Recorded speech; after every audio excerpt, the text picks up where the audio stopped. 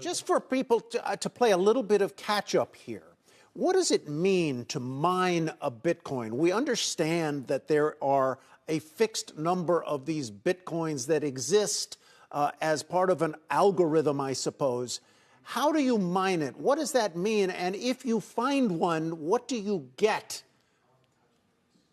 Yeah, so good question. So it's really a pretty straightforward business. We operate data centers. And so it looks very similar to other more traditional data center businesses. The difference is we have our computers effectively sell their output to the Bitcoin network. We provide that infrastructure and validate transactions. And we are rewarded by doing that through the Bitcoin software with both newly minted Bitcoins as well as transaction fees. But from a business perspective, it's very similar. It's just that we're compensated in Bitcoins. Yeah, we're sitting here in a set with the images of coins all around us, gold coins. I mean, where they can take a shot of it. There is no such thing as a Bitcoin physical like you're seeing behind me now. It is all a destination on some ledger. Is that right? And why the hell does it take so much energy to mine one? Well, what I'd say is it's a natively digital asset. And it's truly a global open source network to transmit and store value. And that's a real breakthrough with all kinds of repercussions that frankly can be really good for humanity. The way that ledger and that network is protected and made secure is through the process of mining.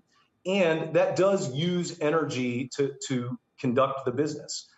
It's very similar to other industries that use a lot of power to protect their industries. I mean, if you think about it this way, it's a disruptive technology. And the incumbent technologies are the financial services industry, gold mining. There are others. They all use lots of power, and so does Bitcoin mining. Tyler, here's my question. As each marginal Bitcoin requires more energy to mine, we're seeing people bring coal plants back online, try to make them more renewable. They're employing people. They're using these massive energy centers. I mean, Niagara Falls could be next at this rate. What's it going to take to get to 21 million Bitcoin? How much energy and mining are we talking? Well, I think there's an important nuance in this debate, and it's really great that it's now happening at the highest levels because I think it's an important milepost on the way to Bitcoin acceptance and broader use of the network. But I think there's an important nuance everyone needs to understand, that there's a difference between the amount of power used and the environmental impact of that power. And I think here is where the Bitcoin mining industry specifically has a really good story to tell. It generally has a higher penetration through the use of renewables, like you suggest, than other industries. It has more renewables use on a percentage basis than the US power grid.